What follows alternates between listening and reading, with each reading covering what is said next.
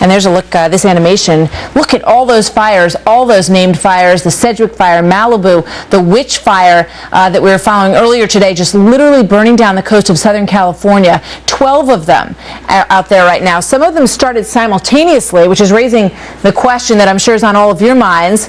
How did this happen? Could they, some of them, have been set by someone? Joining me now live is Orange County Sheriff Mike Corona. Sheriff, good to have you with us. And what do you think in terms of arson? Is that what we're dealing with here? Well, I can tell you, Martha, here in Orange County, it's very high suspicion that the 3 fires that were started here in Orange County that have burned over 15,000 acres were arson. And how do you, investigating probably isn't your first priority at this point. You're just trying to help people and get out of there, right? Right now, it's just a great team effort. Chip Prather from the Orange County Fire Authority, the firefighters from throughout Orange County, law enforcement, the Sheriff's Department, local law enforcement are just doing a phenomenal job getting people out of their homes, battling down the flames, and trying to keep everybody safe and calm right now. Why do you suspect arson?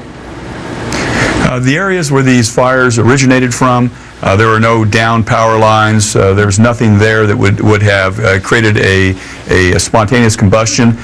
So as we start to go through and unravel what has taken place there, arson seems to be the cause of each one of those fires.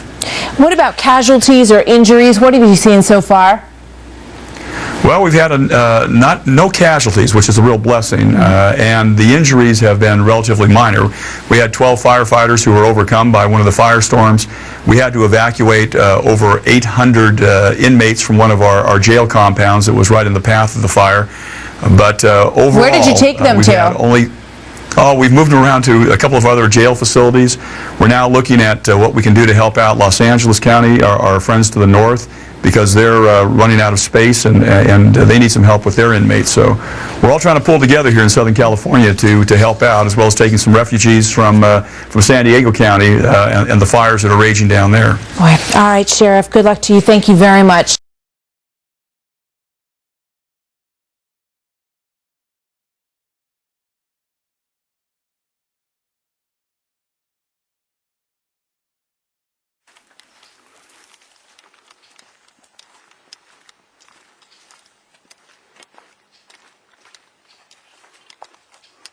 Dry creek bed right now because of no rain. So normally there'd be some water down here, and this is some kind of a shading holder.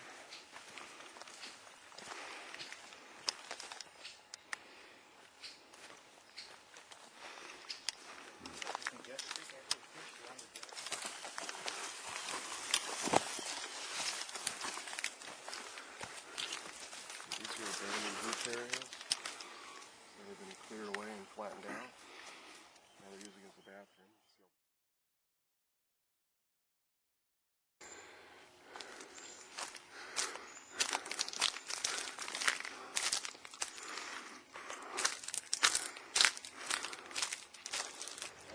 I mean, they're not abandoned camps. Extremely occupied. Look at this. This guy's got shelves and everything. Who's planning this thing? Oh, this is double. Him and his wife.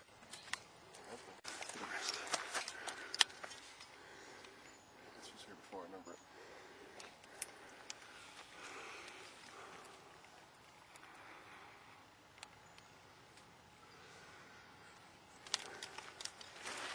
Tinder dry brush. I've been doing some cooking here recently. Out of the shadow. Yeah.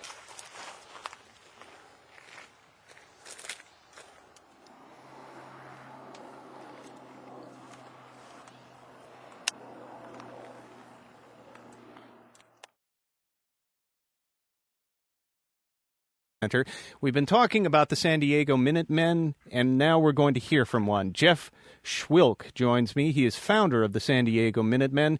And Mr. Schwilk, thank you very much for joining us. Well, thank you for having me, Tom. I appreciate it. I'm not really a fiction lover. I'm more into nonfiction, but I guess it does have its purpose in the world if you're trying to achieve an agenda of projecting hate upon people whose ideologies you don't agree with. But everybody knows, and everybody could easily verify with the police, that they'd been evicted out of the canyon weeks earlier. And that was just the remnants of what they had. We were going through to make sure that they were indeed empty, and they were, and that making sure that they didn't come back. Those shacks were slated for demolition and removal, and they were a week or two after that video was shot. Those are things they left behind. When they have to pack up and go back to Mexico, which they all did in early to mid-November, they don't take everything that they've acquired while they've been living in the canyon for a year or two. So they leave a lot of junk behind. And what we were doing was going through the canyons, getting the ground truth of what was actually happening, making sure that when Mayor Sanders and the PD told us that they were cleared, that they were indeed cleared, and they were. They had done their job. They had evicted them. They'd put up notices, and the guys had left. So we were going through collecting intelligence. They leave behind a lot of papers which show exactly which employers are committing the felonies by hiring these illegal aliens. They are probably 99% illegal aliens down there. They can't help it, they're illegal. They're encouraged to come up here and pick tomatoes for $6.75 an hour and live in their own filth in a canyon. So they come up and they do what we modern day slave masters, if you will, the corporate elites want, which is cheap labor. And we just don't think that people should be down there raping little girls and living in their own filth. It's unsanitary. That stuff flows into the streams. It goes into our water. It's not right, and you couldn't do it, and I couldn't do it, and nobody should be allowed to trying to deal with all the problems that go on down there, problems that his group would never even dare look at, like 13-year-old girls being brought in, sex slaves, to service all these 300 to 400 migrants that live in our canyons, unchecked, unregulated.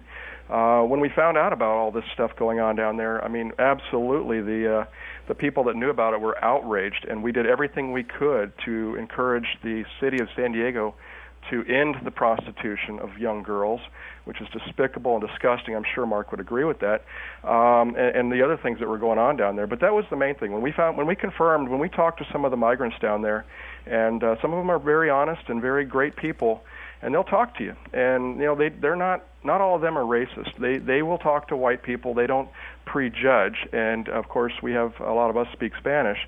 And we like to get down there and find out what's really going on. We'd heard the rumors. We saw the report on NBC in early November that said there was prostitution. We wanted to confirm it ourselves, since nobody here in San Diego wanted to do that. Everybody was don't ask, don't tell. We went down there, and they confirmed, yes, twice a week, Wednesdays and Saturdays, they bring in these 13-year-old girls, 15-year-old girls to service the migrants. And that was just disgusting. Well, we'll get a comment from Mark on that. But when you say that what Mark is saying is fictional, I mean, he did mention a video, which I have seen, that does show you and some members of your group in an immigrant camp, and it does kind of look like you're going through people's possessions, and at least one person is trying to pull down one of the structures. Right. And I don't know, is that not vandalism? Is that not, no, it's not vandalism. Illegal? No, it's not vandalism. That was late November, and Mark knows, and again, doesn't want the listeners to know the truth. But everybody knows, and everybody could easily verify with the police, that they'd been evicted out of the canyon weeks earlier. And that was just the remnants of what they had. We were going through to make sure that they were indeed empty, and they were, and that making sure that they didn't come back. Those shacks were slated for demolition and removal, and they were a week or two after that video was shot.